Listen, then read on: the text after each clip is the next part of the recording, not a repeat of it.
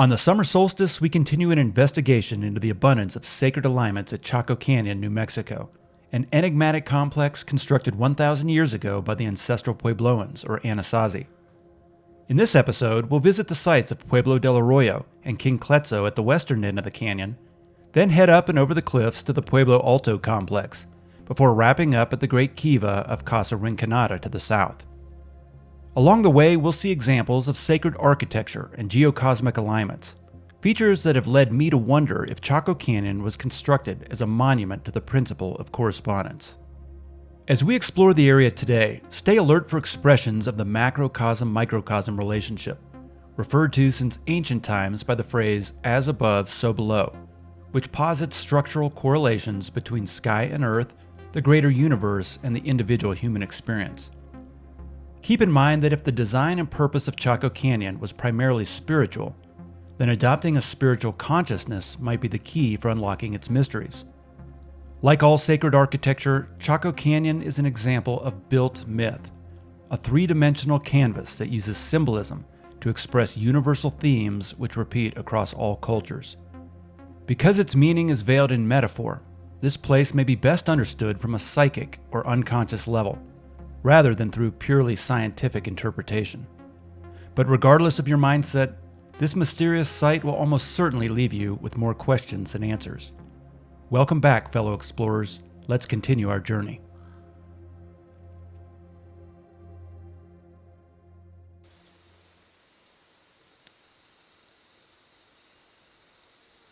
Morning was cool and still at the Gyo Campground east of downtown Chaco.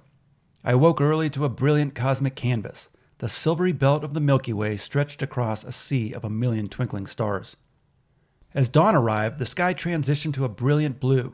Warm air pushed out the cold stillness of night, and the desert gradually came to life. Eager for another day of exploration, I gathered my gear and headed for Fajada Butte. This tower of rock is the first hint of Chaco Canyon that confronts visitors as they drive west along a 20-mile dirt road. This morning, I experienced it as the ancestral Puebloans would have 1,000 years ago, up close, waiting for daybreak to illuminate its orange and tan slopes. Somewhere up there was a sun dagger, a spiral petroglyph carved long ago to mark the solstice sunrise with a sliver of light.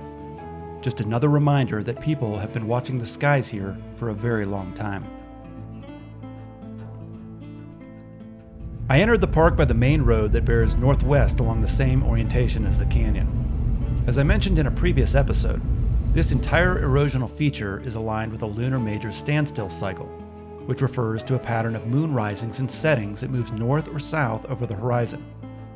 Every 18.6 years, this cycle reaches its farthest point north before returning south again.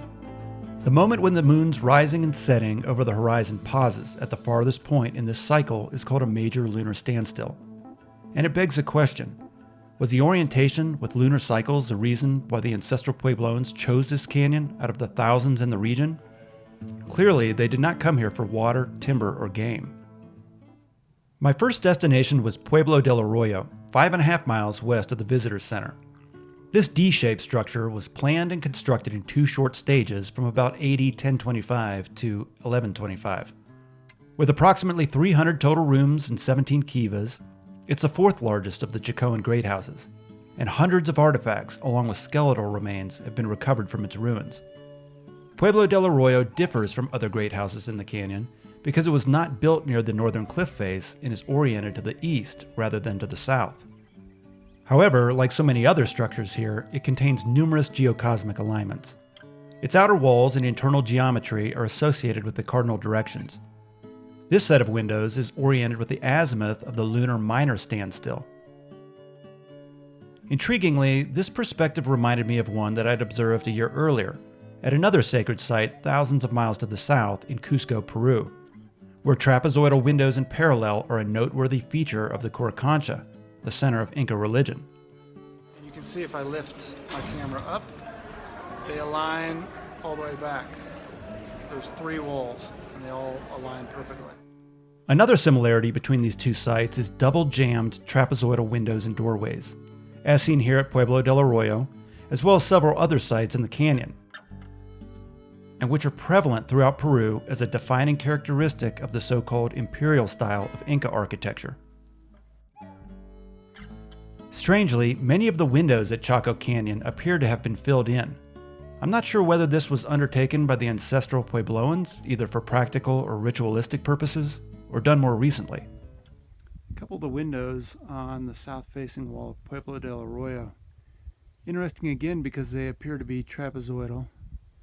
They're not equal in size or dimension. And they almost seem to have trapezoidal windows beneath them that were filled in. I don't know if these were originally a T window, like the style seen on the southeastern part of the building, or if there was a trapezoidal window that was filled and then another window constructed above it. Hard to know. To date, archaeologists have developed no topographic or utilitarian explanations for the orientations of the Chacoan buildings. In other words, they found no evidence that the landscape or other considerations such as sun exposure, to help with heating for instance, or access to water, explain the arrangement of Chaco's buildings with cosmic phenomena. Someday, such evidence may emerge that these orientations are purely functional.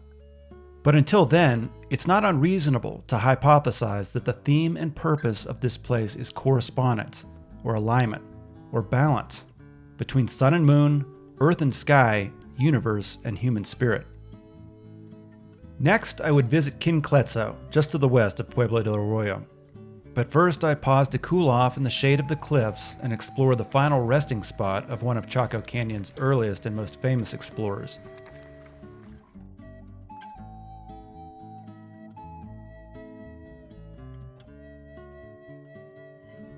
With no other person in sight, I was alone to appreciate the breathtaking landscapes, wildlife, and geology of this canyon.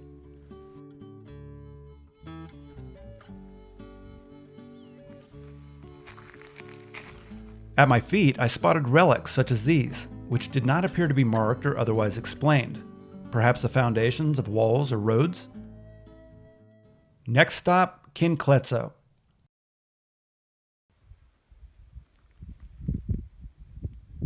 This is Kinklezzo on the western side of the canyon.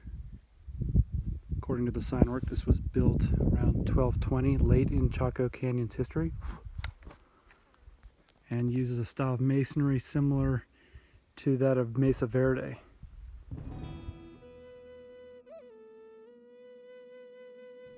Kinklezzo is a rectangular shaped structure that was 4 stories tall on its northern side and contained approximately 65 rooms and 5 kivas. Kinklezzo also exhibits a tower kiva, similar to the one found at Chaco, that includes a T-shaped door on its lowest floor.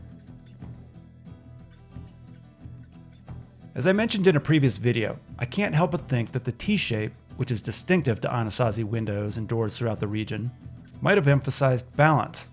Perhaps participants in rituals carried weights over their shoulders while passing from one space to another.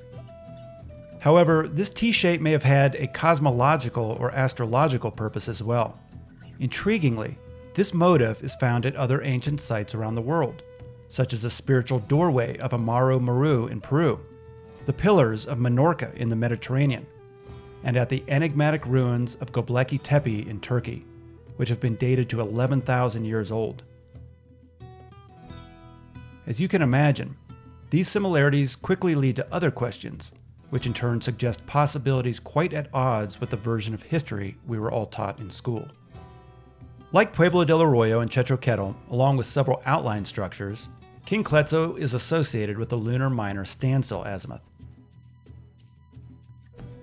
It also lies very close to a line that extends the breadth of the complex from the site of Peñasco Blanco on the very western end to Una Vida on the far eastern side. This line adheres to the overall orientation of the canyon, which as I mentioned earlier aligns with a lunar major standstill. From Kinklezzo, I took a rugged trail north, up a boulder-strewn slope and through a stone passageway towards the Pueblo Bonito overlook.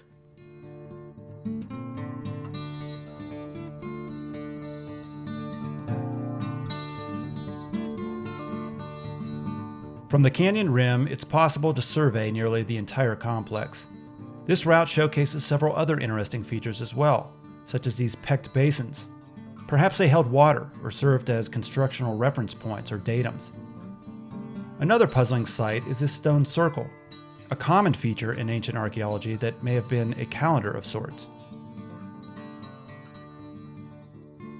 Just as interesting are the canyon's natural features, including these fossilized shrimp burrows.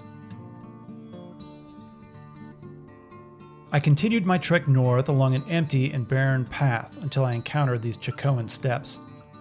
According to the National Park Service, the steps are part of an extensive system of finely engineered roads, both within the canyon and extending out a considerable distance to the outlying sites throughout the San Juan Basin and beyond. These roads are remarkably straight and carefully constructed.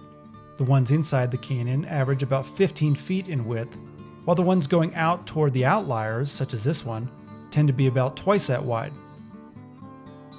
Some archaeologists have described these roads as overbuilt, meaning that if they served only as a footpath from one site to another, then their construction seems to have involved an excessive amount of planning, time, and resources.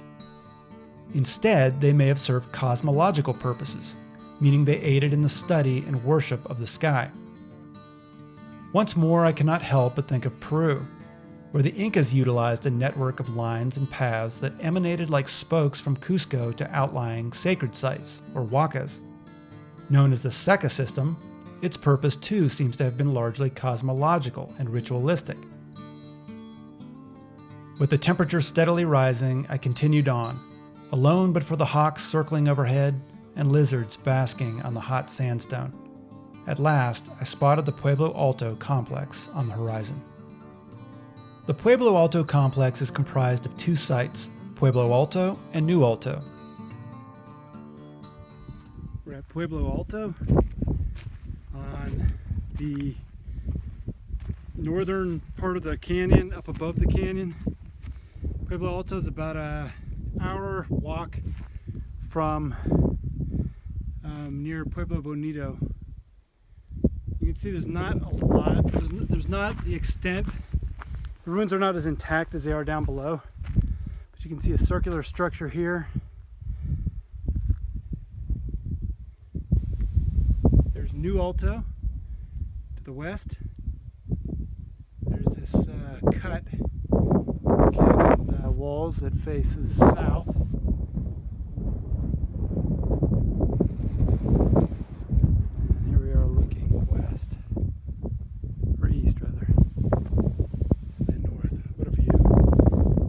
Pueblo Alto was built in the 1040s or earlier and may have served as the key site that integrated the canyon with the entire San Juan Basin and beyond in terms of visual connections, roads, and prominent landscapes.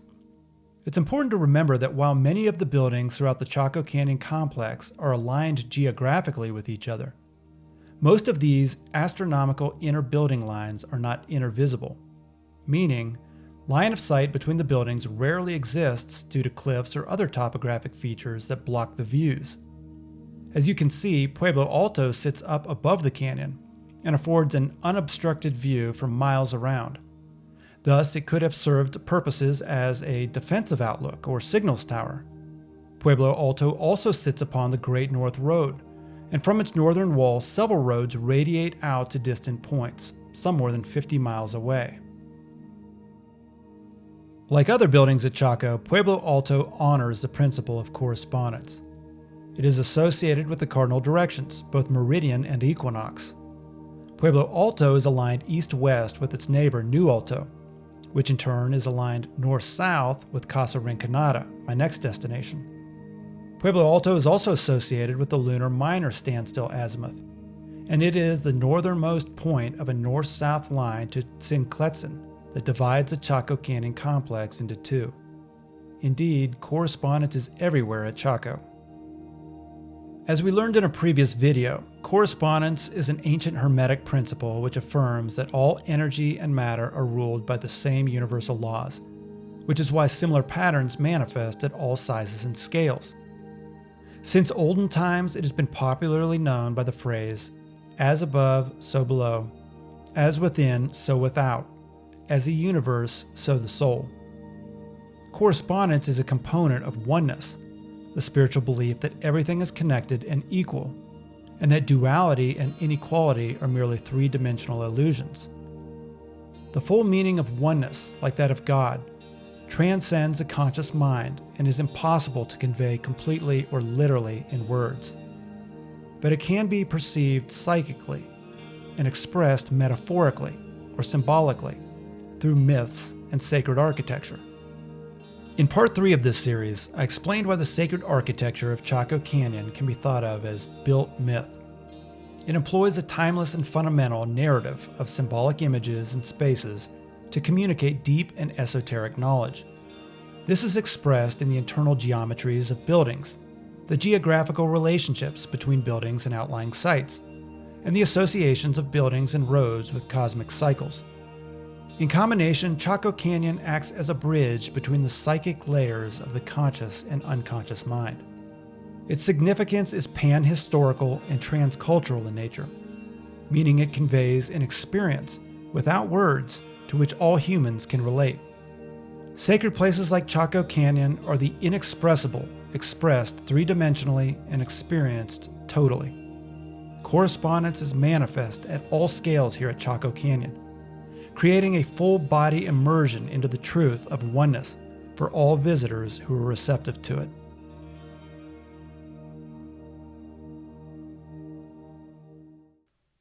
Okay, hold on to your hats. It's time we head back into the canyon and then to our last stop, the great kiva known as Casa Rinconada, located directly south of the Pueblo Alto complex.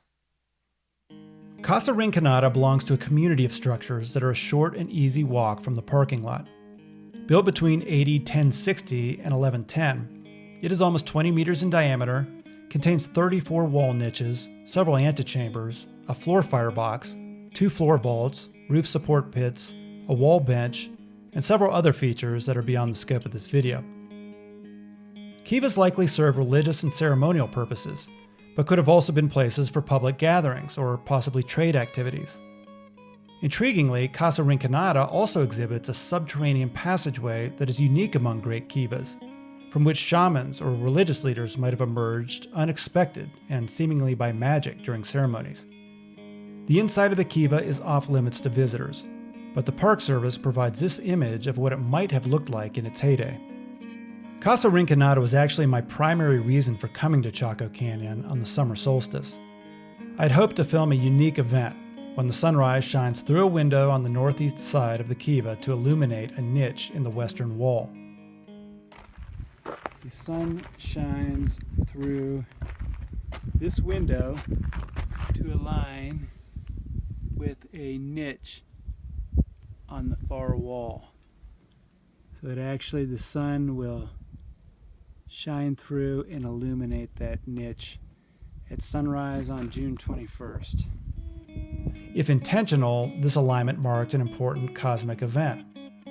Once again, I'm reminded of Peru, where the ancient architecture of Machu Picchu and associated sites honored the summer solstice using the alignments of windows, doors, and other features. As I mentioned earlier, Casa Rinconada is aligned north-south with New Alto. After returning home, I learned that the kiva contains a stairway from which New Alto can be observed with the naked eye over the center of the north doorway. I also discovered an archaeological study that focused on large-scale terrain mapping at Chaco Canyon that was conducted to better understand the original forms and shapes of the structures and their relationships to each other. The researchers used aerial photography, digital imagery, and remote sensing analysis, as well as interviews with Navajo spiritual experts and a bit of reasonable conjecture to extrapolate how the landscape may have looked 1,000 years ago. Their findings are fascinating, and I'll have to create a follow-up video that highlights some of this information. For now, I'll touch on the Casa Rinconada mound, an elongated, rounded feature that has long puzzled archaeologists. It sticks out as unnatural, but no obvious signs of habitation or use has been identified. It's nearly identical to a similar mound at Pueblo Alto, with which it is geographically aligned. Typically, such mounds, here at Chaco and elsewhere, are full of pot shards, suggesting they were trash piles. But trench work at this mound has revealed no cultural material, and various geological observations suggest that it could be formed of sediment excavated somewhere else. Perhaps it contains the fill that was dug to construct Casa Rinconada. My visit to Chaco Canyon was coming to an end. It was time to head back home and do some digging into the many questions formed during my journey. Someday I hope to return and explore the site in more depth, maybe on the equinox or winter solstice, or during a significant lunar event, such as a standstill, to look for more evidence of geocosmic alignments.